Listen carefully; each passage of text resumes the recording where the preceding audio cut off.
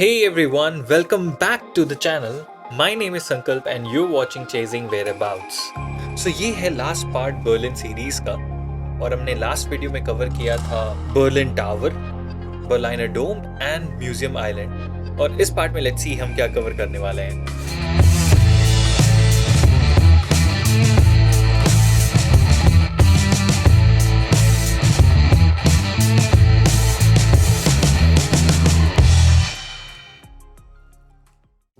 This is Lust Garden. Don't ask me why it was named like that. अगर आप museum island घूम चुके हो तो this is a perfect spot to rest for some time. Oh my God! ये क्या मिल गया मुझे?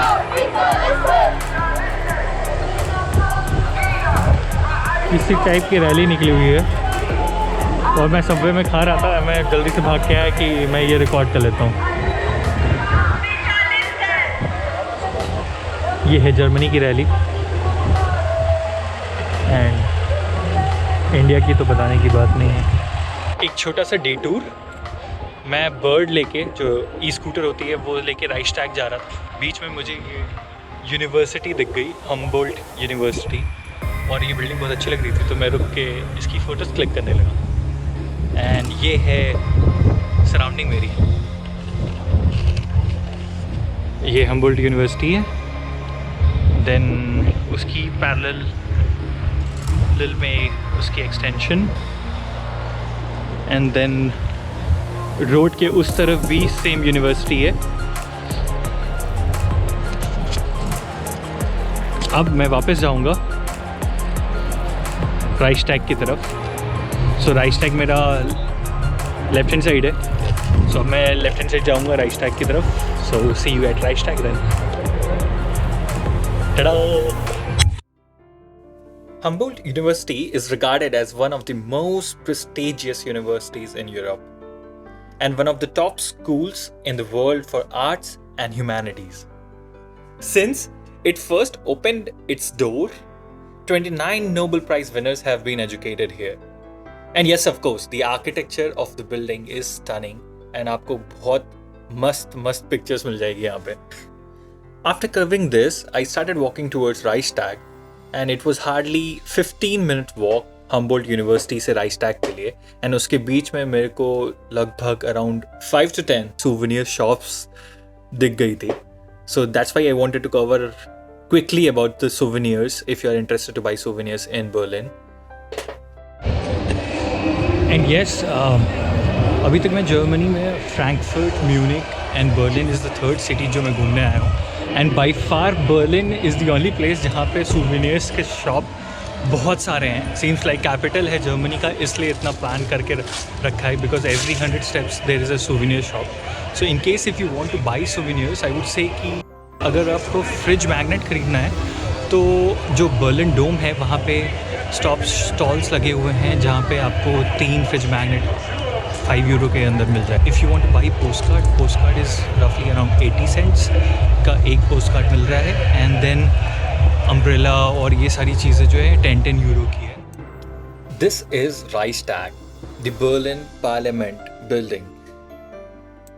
राइक्सटैग बिल्डिंग के ऊपर एक डोम है जहाँ पे टेरेस पे आप जा सकते हो in order to see the panoramic view. However but इसकी बुकिंग करनी पड़ती है आपको पहले से, और मैं जिस टाइम गया था उस टाइम वो अवेलेबल नहीं था, इसलिए मैं जा नहीं पाया ऊपर। इट वॉज ओपन इन 1984 और ये बिल्डिंग वॉकेबल डिस्टेंस पे है ब्रांडनबर्ग गेट के। So either you can cover Brandenburg gate before और after.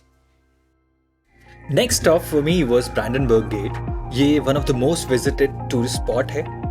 During the time of division this gate was the entry point to one of the side of Berlin, and after the unity this gate was just converted into one of the most famous tourist attraction in Berlin. You will absolutely love the ambience over here.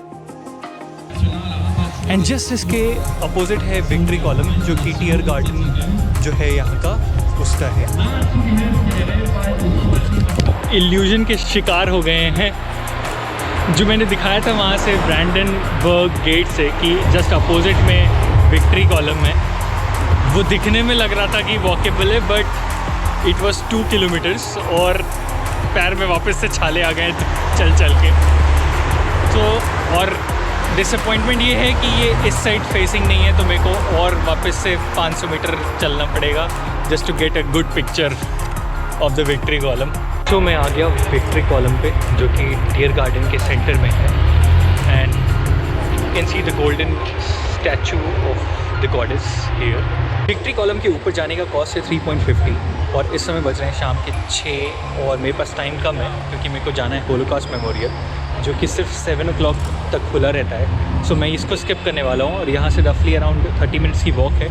So see you at Holocaust memorial then. The last place on our itinerary, the Holocaust memorial. I barely reached here, बस almost 20 minutes बाकी था जब मैं यहाँ पे पहुँचा, 6:40 पे पहुँचा हूँ, and I just quickly scanned of the place. So this was memorial built after Jews, जो मैसेकर हुआ था जूस का, उसके बाद ये मेमोरियल बनाया गया था, and it is in the Berlin center of Berlin, and this is how it is. Silence has its own way of speaking. While walking in the midst of evening, I felt emotions and a void. This is the story of murdered Jews of Europe. Holocaust Memorial is a place of remembrance.